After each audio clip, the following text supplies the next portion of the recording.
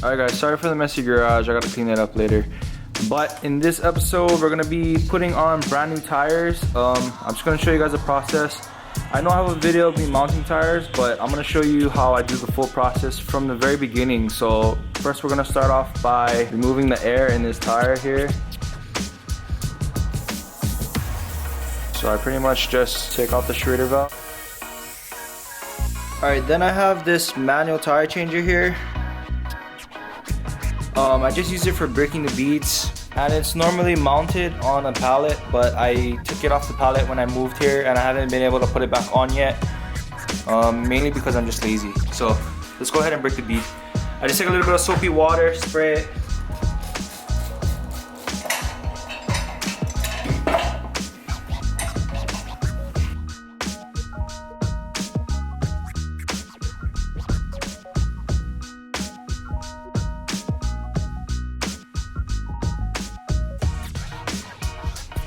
Alright, so here's the part that gets a little tricky. So, I got these little pry bars here. I have a tire iron, but I like these better. They're a lot more low profile, skinny, so it's easier to get in there. So, all I do is pick it up like that, and then you just work your way around the tire. That.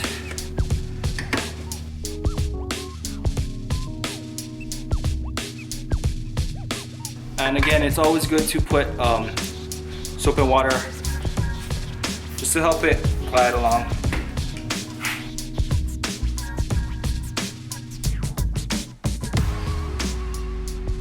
Then I go from the back end and I kind of just fish it through, pop it out like this.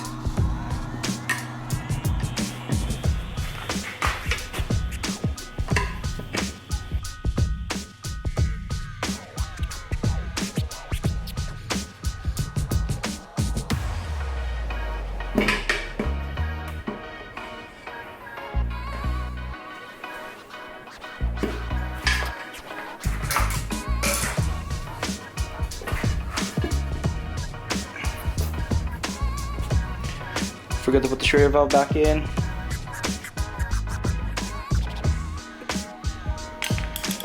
And then you mount the tire. Whenever you install or remove a tire, it's best to take the tire on and off on the part with the smallest bead.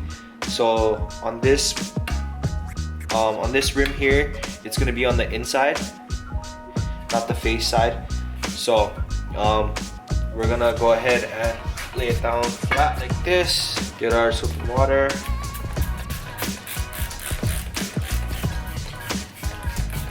Spray the edges. Spray the edge of the tire.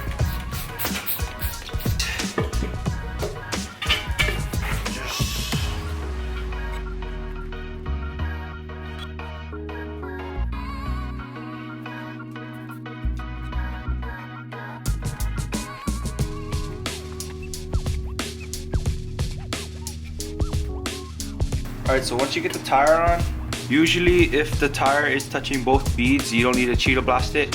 So I'm gonna go ahead and just try fill it up and see if it'll seat itself. Again, I'm just gonna be spraying a little bit of soapy water.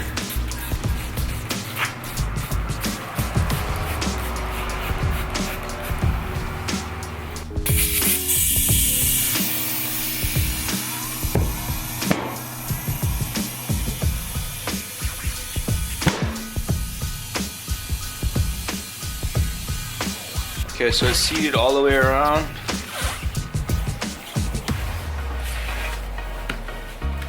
Alright, so I have it at 40 psi, so I'm gonna go ahead and balance it now. So this is the manual tire changer here that I'm gonna be using. It's like a bubble balancer, so pretty much all I'm gonna be doing is, you can tell there's a bubble in that red circle. Before you start, you want to make sure that the bubble is always centered. That way you know you have a nice level surface. Alright, so what you do is, if you have a center cap, you remove your center cap. Then you place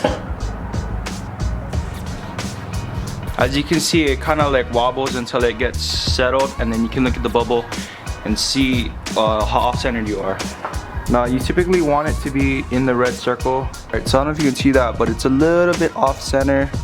So you're gonna want to put the weights where the bubble is closest to, not the opposite side. So these are the quarter ounce wheel weights that I got here.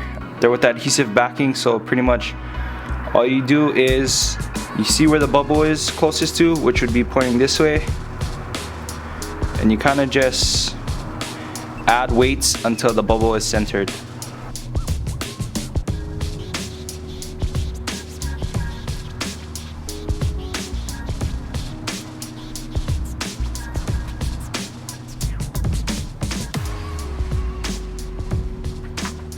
Alright, so if you can see, I placed the weights according to the bubble, and now the bubble is pretty center.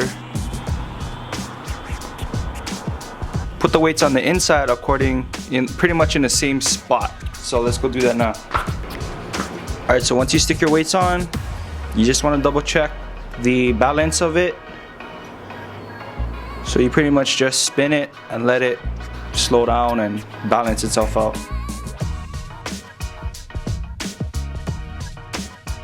Alright, that bubble's pretty centered. It's not going to be perfect like the tire machines at the tire shop, but it gets you pretty close, so I'm pretty happy with that. So this tire is done, now we just got to do the rest.